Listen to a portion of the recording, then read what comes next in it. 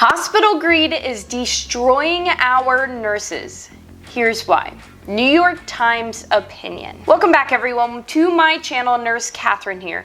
I was recently asked to react to this video out here on YouTube, and that's exactly what I'm going to do today. This is a very interesting topic. I have not watched this entire video, so I'm very intrigued about what will be said in this. I have watched about the first 20 seconds, and I can tell you there is some inappropriate language, so I will be blurting out some words and some words about the C going on in the last 2 years because I do not want this video to get taken down. But here we go. Let's get into this. I am super interested into what this video is even about.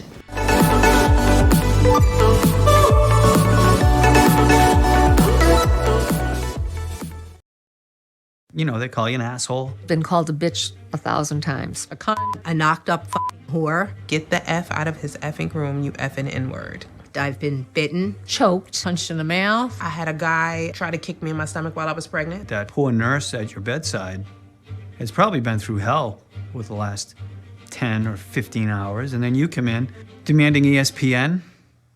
Are you kidding me? And it's like, well, yeah, I got punched in the head tonight. And any other job would be like, what are you talking about? Pause real quick. Quick story for you. My patient mooned me the other day, which is actual sexual harassment. Didn't know that. And I only realized that once my husband told me it was actually sexual harassment, and reached out to the hospital, was like, hey, what does this hospital do in these circumstances? Because I'm a traveler. And they're like, just put an incident report in. Yeah, let's keep going. 2 years into the pandemic is surging. America's frontline nurses are overworked, burnt out, and quitting in droves. The H is for hospital, not hotel. Treat me with respect. As O pushes hospitals to the brink, America is facing a national nursing shortage. But it's not patient abuse that is ultimately driving the crisis. I literally don't even want to be a nurse anymore. Like, this shit f***ing sucks. It's not emotional trauma. I hate my job, and I don't want to go back. It's not even COVID. I cannot do this anymore. The biggest force that's driving nurses away? Greedy hospitals. I could no longer work in critical care under the conditions I was being forced to work under. Yes. Thank you. When I left. Good for To her. maximize profits, American hospitals have been intentionally understaffing nurses for decades, long before the pandemic. What the hospital industry doesn't want you to know is that there's never been more licensed nurses in America. Hospitals just aren't hiring them. There's not a shortage of nurses. There's just a shortage of nurses willing to work under those conditions. If you Yes. don't have enough nurses, patients will die. They will become Absolutely. sicker and they will die. Who is If you're in the hospital, suffering your in the chances end? of dying The go patient. up by 7% for every additional patient your nurse. Okay, this is wild. Your chances of dying go up by 7% for every additional patient your nurse has to care for. So when we're on these med-surg floors taking a 4-patient assignment, that's wonderful. That's what we want. When you add that 5th patient, it gets a little tricky. When you add that 6th or 7th, I have heard of 8 patients on a med-surg assignment. That's a 21 if you go back to the normal 4 or 5 patient assignment on med-surg, and you add 3 more patients, your risk of dying is 21% higher as a patient. That's wild. Wild. Let's keep going. Has to care for.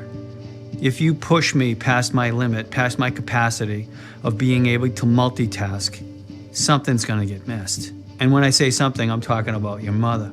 I'm talking about your father. I'm talking about your husband and your wife. There have been many instances where patients that die that shouldn't have died. I know that unequivocally. Families, they feel like you've done the best job that you can. And the reality is we're not. I could not get into her room for over 2 hours. Can I get an amen on that? Seriously. When has been a time where you knew a patient died who should not have died because of lack of resources or lack of staff?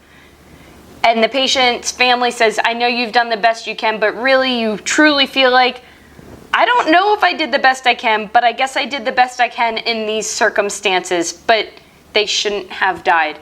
Comment below if you've dealt with that, because I know I have. 2 hours. When I did get into the room, she had tears in her eyes. She was crying and holding on to me. And when I looked in her bed, she was soiled in urine. I felt like I did a bad job. I felt less than the nurse that I know I am. And I started to cry all the way home. Can I make another shift? Can I do this again tomorrow, get in my car and drive here and do this again? The system was already broken. COVID has just made it way worse. In one 12-hour shift, we had 6 patients die under the age of 50. And as quickly as they got those beds cleaned, there was more patients there. A patient grabbed my hand and he begged me to not let him die. I'm sorry. And I told him that we would do everything we could within our power. And I felt like I was ready to fall apart, but I couldn't because the patient in the next room needed me. To understand how I'm gonna pause again because that got me. That hit a special heart or special part of my heart. When I was an ER nurse, I remember doing CPR, and I had no time to think about the CPR I just did because I knew the patient in the next room needed me. So here I had a dead patient in one room that I was just breaking ribs on and doing that for 30, 40 minutes, and I had to go into the next room smiling. Okay, what can I help you with? And you have no time to react with what you just went through. And you have your time out after a CPR or a code normally, and you have your moment of silence, and that's it. I can completely relate with that nurse. how the situation became so desperate, you have to remember that hospitals are just like any other business. Staffing takes up about half the budget, so a smaller workforce means bigger profits. Hospitals use this type of what they call flex staffing. So they flex for just the bare minimum at that hour of the day. And then 3 hours goes by, there's many more patients, and then it's, well, you have this many nurses, you'll have to just make do. The most annoying thing that was ever said to me in my career. If you're a charge nurse, you probably understand that more than anyone, or if you're a manager, you probably understand that more than anyone with flexing staff, telling them to go home, or saying, hey, you can leave at 3 today instead of 7 because we had all these discharges, and then you get all these admissions. And who takes those admissions? The nurses who are still there. And what did it say in the beginning of this video about the chance of dying goes up by 7% for every patient that you gain? But flex staffing, let's keep going with it. By an administrator was, we know you guys need nurses, but it's not in the budget. The situation is dire. More than 40% of nurses are thinking of leaving the profession. Hey, I quit bedside nursing, and now I'm back. But yes, I have talked to so many new grads, and they're like, I don't even want to do this anymore. I feel terrible for those new grads. I hope to be able to leave the bedside within this year. I don't know how long I can do this. Physically, mentally, emotionally. I will never work in a hospital setting again. I will never subject myself to that sort of frustration, and I will never be part of what's being done to patients in a hospital that way. I can totally relate with what she's saying with you don't want to subject yourself to what's going on in the hospital and being part of that, taking care of patients that way. On my last video, I did the 5 least stressful nursing jobs. I was sitting there thinking, why am I in travel nursing. Okay, it's wonderful money, but is it actually worth the stress of going back to bedside nursing? Is it actually worth my mental health? And why don't I go into a different type of nursing that's not as stressful and that I'm not seeing patients being taken care of in this way? And then I think, well, who's going to take care of these patients? Someone has to be there to take care of these patients. And here I am using the skills that God has provided me to take care of them, but I'm trying to do the best I can, but I know I'm not doing the best that I want to do. It's cyclical. You can just keep going around and around. Focusing on pandemic burnout lets hospitals off the hook. We should be talking about better nurse-to-patient ratios, which would save lives. California. There really needs to be a systemic change from a legislative standpoint. Why wouldn't you limit the number of patients, human lives that nurses hold in their hands every day? Human lives. That's safe. The solution Human lives is simple. Pass common sense laws that limit the number of patients for each nurse. Pennsylvania and Illinois both have bills pending that would do just that. But a similar law in Massachusetts failed to pass in 2018, thanks in part to a $25 million campaign by the hospital lobby.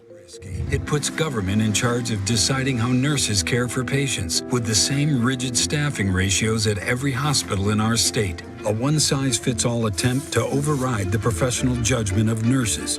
The problem with these ads? They're misleading. Just look at California, where a bill like this did pass. The result? More nurses hired, more nurses staying in their jobs, and better patient outcomes. This is a national emergency, but one created by the hospital industry, not the pandemic. We need to save lives, not profits. It's my biggest fear, is to miss something that hurts someone. Because I'm not there to hurt, I'm there to help. That gets me choked up, And we need more help. honestly, hearing him say that. We're not there to hurt. We are there to help. And when we don't have safe patient ratios, we're not helping like the way we should be helping. That video really hit my heart. I don't know about you guys. Let me know what you thought about that video. That was definitely eye-opening and really sad. And we hear it and we can talk about it, but how do we do something about it? And that's where it comes down to. We can talk about things going on in the world all day long, but what are we actually going to do to change it? What are we actually going to do to change this problem? And how do we go about changing that? If you have any ideas, I would love to hear to you. Do we write to our congressman? What do we do to get a change? Because it's about the patient, and we are there to help and not to hurt. And this past 2 years, I don't know about you guys, but it felt like there has been a lot of hurting going on that has not needed to happen. And not just physical hurt, but emotional hurt towards our patients, and how we're isolating them and how they can't see family members. It's truly like a prison. That's what hospital systems feel like now. And it's really sad. So if you have any thoughts about this video, please comment below. I would love to hear from you. Other than that, that is it for today's video. That is a great video. I'm so happy someone recommended me to watch this. But other than that, I'm about to go cry or watch this again. That got me teary-eyed a couple times. But I'll see you guys in the next video. Have a wonderful weekend. See ya.